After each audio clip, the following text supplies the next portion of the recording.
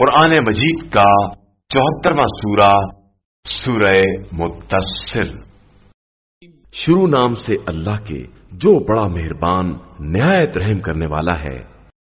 اے میرے کپڑا اوڑھنے والے، اٹھو اور لوگوں کو ڈراؤ اور اپنے رب کی بزرگی کا اعلان کرو اور اپنے لباس کو پاکیزہ رکھو اور برائیوں سے پرہیز کرو، اور اس طرح ایسا نہ کرو کہ زیادہ کے طلبگار بن جاؤ، اور اپنے رب کی خاطر صبر کرو۔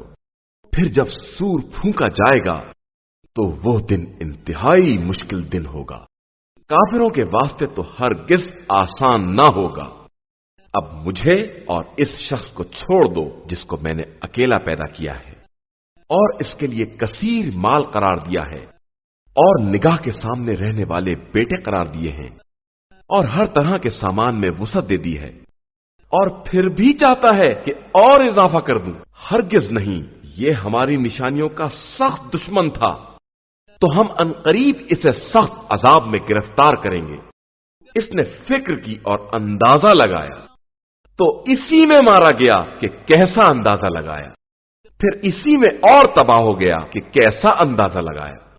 پھر غور کیا، پھر تیوری چڑھا کر منہ بسور لیا، پھر منہ پھیر کر چلا گیا اور اکڑ گیا، اور آخر میں کہنے لگا کہ یہ تو ایک جادو ہے جو پرانے زمانے سے چلا آ رہا ہے، یہ تو صرف انسان کا کلام ہے، ہم عنقریب اسے جہنم واصل کر دیں گے، اور تم کیا جانو کہ جہنم کیا ہے؟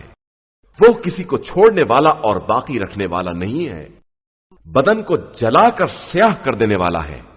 اس پر 19 فرشتے معین ہیں، اور ہم نے جہنم کا نگہبان صرف فرشتوں کو قرار دیا ہے، اور ان کی تعداد کو کفار کی آزمائش کا ذریعہ بنا دیا ہے کہ اہل کتاب کو یقین حاصل ہو جائے اور ایمان والوں کے ایمان میں اضافہ ہو جائے، اور اہل کتاب یا صاحبان ایمان اس کے بارے میں کسی طرح کا شک نہ کریں، اور جن کے دلوں میں مرض ہے اور کفار یہ کہنے لگیں کہ آخر اس مثال کا مقصد کیا ہے۔ اللہ اسی طرح جس کو چاہتا ہے گمراہی میں چھوڑ دیتا ہے اور جس کو چاہتا ہے ہدایت دے دیتا ہے، اور اس کے لشکروں کو اس کے علاوہ کوئی نہیں جانتا ہے۔ یہ تو صرف لوگوں کی نصیحت کا ایک ذریعہ ہے۔ ہوشیار، ہمیں چاند کی قسم اور جاتی ہوئی رات کی قسم اور روشن صبح کی قسم، یہ جہنم بڑی چیزوں میں سے ایک چیز ہے، لوگوں کے ڈرانے کا ذریعہ۔ ان کے لیے جو آگے پیچھے ہٹنا چاہیں، ہر نفس اپنے اعمال میں گرفتار ہے، علاوہ اصحاب یمین کے۔ وہ جنتوں میں رہ کر آپس میں سوال کر رہے ہوں گے مجرمین کے بارے میں، آخر تمہیں کس چیز نے جہنم میں پہنچا دیا ہے؟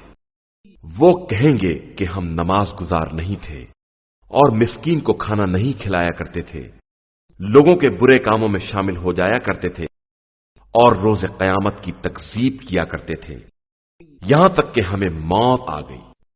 تو انہیں سفارش کرنے والوں کی سفارش بھی کوئی فائدہ نہ پہنچائے گی۔ آخر انہیں کیا ہو گیا ہے کہ یہ نصیحت سے منہ موڑے ہوئے ہیں، گویا بھڑکے ہوئے گدھے ہیں جو شیر سے بھاگ رہے ہیں۔ حقیقتاً ان میں ہر آدمی اس بات کا خواہش مند ہے کہ اسے کھلی ہوئی کتابیں عطا کر دی جائیں، ہرگز نہیں ہو سکتا۔ اصل یہ کہ انہیں آخرت کا خوف ہی نہیں ہے۔ ہاں بے شک یہ سراسر نصیحت ہے۔